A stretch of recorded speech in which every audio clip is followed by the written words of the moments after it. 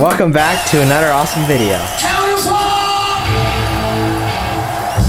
Today we're looking at the Aiwa AD-S40 cassette deck from 1985. Now there are a couple of noteworthy things when looking at this tape deck you see right away, and one of them is this little shelf sticking out here. The other thing is this is a very nice tape deck. It's a 3-head deck, which is a high-end feature for making extra nice recordings. We're going to listen to this tape deck and look at these features, but first, if you like vintage technology videos, what should you do?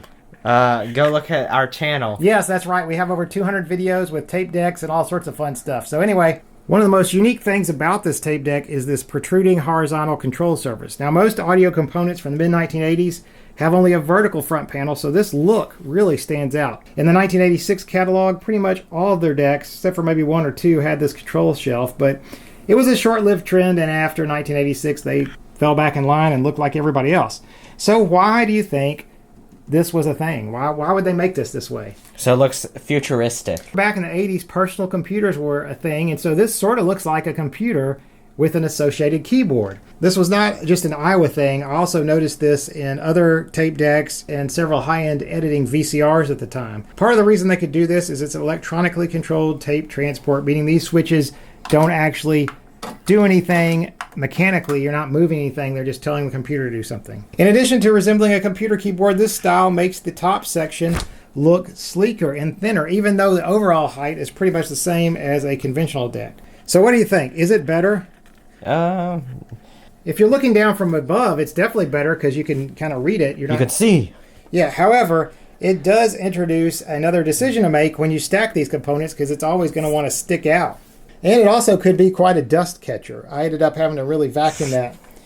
So my impression of this product from a design perspective, with all the labels and text and lights and controls, is trying to convey that this is a serious product with many adjustments and detailed labels that would appeal to advanced users.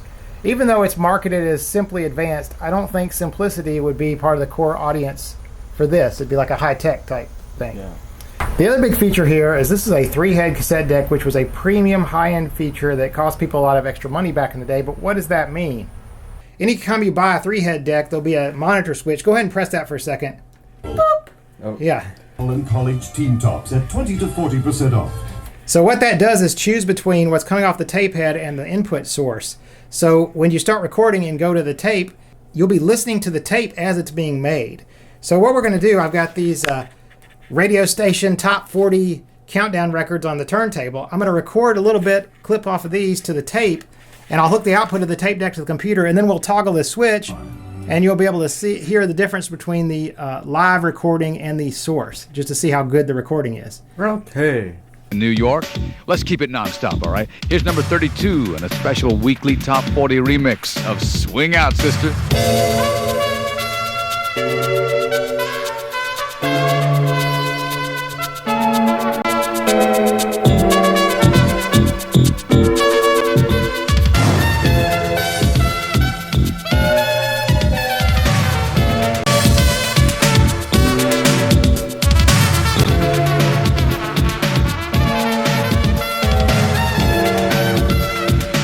So in that example, the source is a little bit brighter. Of course, I can adjust levels, bias, etc., try a different tape and monitor it to get the recording the way I like it.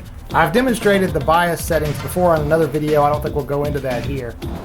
Before we talk about some other features of this cassette deck, let's take a moment to talk about replacing the belts. It was very easy to work on this tape deck, and other than some scratches on the top, this used model was in good condition and was a great deal at under $70. If you're not interested in following along with the repair section, just skip ahead in the video about 5 minutes. Okay, it's very clean on the inside. Yeah, let's see. We got a couple of belts in there. Oh yeah, belts are sticky. Yeah, there's the problem right there. That's nasty. So this is a very nice cassette deck. So I went ahead and ordered an official repair kit, which includes, I think, rollers and belts and etc. But obviously, the belts on this thing need attention, and looks like I could maybe get the belts in by just removing the back. But it's only 4 screws, according to the service manual, to get the whole mechanism out. You got 2 screws here and 2 in the bottom. So I'm going to go ahead and take it out so I can get to everything and clean it. I'll go ahead and time this just for reference. It looks like an easy belt change. We'll see.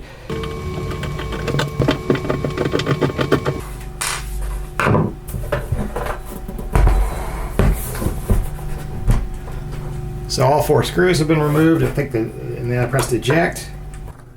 There's a wire that's holding it in that's kind of wrapped down to the mechanism. That can come loose. And then this thing is free at that point.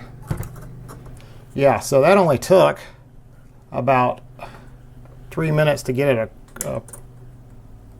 3 minutes and 45 seconds with filming to get the mechanism out. Now the hard part's going to be scraping off all the gooey belt.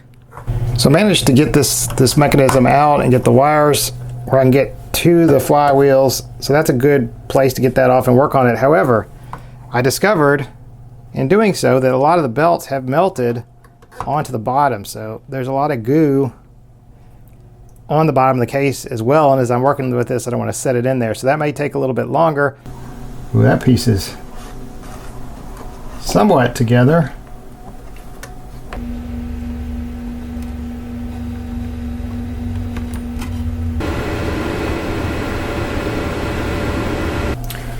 So we're about 23 minutes in. We are about done with this flywheel. It's looking pretty good. This one I need to move on to. I unfortunately forgot my gloves again, so.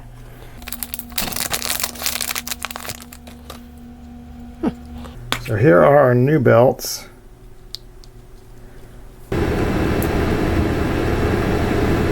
Okay, so the kit came with 2 belts, and they're not exactly the same size, and the service manual doesn't give you measurements to know which one is longer, but it looks like, you know, the bigger one has to go around this flywheel and hit the motor up here. The little one has to go between the inner ones, so I think I'm going to go with that. So if we use a larger belt, then yeah, that's you know, I think the smaller one would stretch even more, so I think the larger one definitely goes there. Part I will grease, put some new grease on those things, and then let's see if this thing works. Almost around the motor. It's around the motor, okay, and it's around the flywheel. Now I just gotta slide this over, make sure I don't trap any wires in there, and we should be able to lock this guy back into place with those screws. Cool. So I guess just rounding up this belt replacement project, cleaning off everything, is about an hour. So this repair kit also came with the 2 pinch rollers and the idler tire, and they don't look bad, so I'm just going to clean everything up good. This is so easy to get to. If I need to, I'll come back and install all this stuff later. Now let's just clean it up and see if we can get it to play. Okay, so we got our screws back in. There's a little pan down here. You got to make sure that this thing turns freely, and it does. There's not a lot of clearance below this. Get everything back in. Now we're ready to plug it in and see if it works. What did I do wrong here?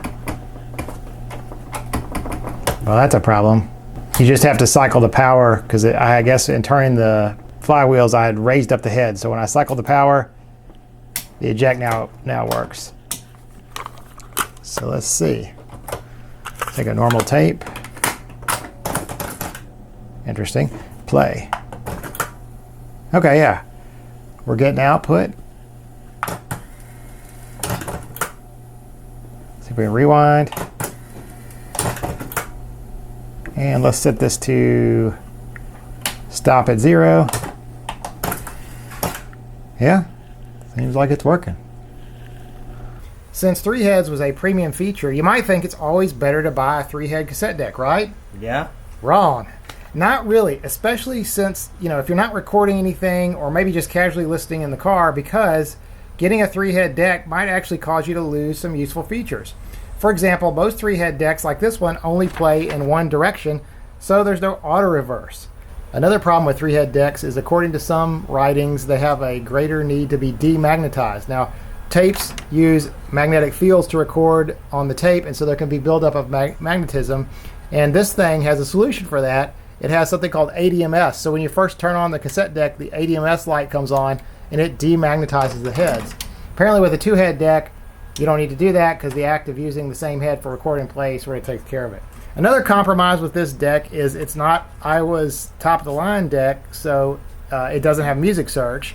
It can only fast forward and rewind, although it does have some nice counter features like a digital counter and the ability to repeat play. While the early 80s represents a peak period of cassette deck quality and style, looking across time, this high-end Aiwa deck from 85, 86 is definitely another sweet spot, because you get Dolby HX Pro, all the advanced electronic controls, but construction quality has not degraded quite as yet bad as it would by the late 90s, early 2000s. You know, it's got large metal flywheels, large motors, and in 1986, I was offering 11 cassette decks and 1 CD player, so there was still a lot of effort going into quality cassette deck construction. That's about all there is to say about this Aiwa tape deck. I think I'm going to keep it around because it seems to be a pretty decent performer. We'll see you next time for another awesome video. Bye.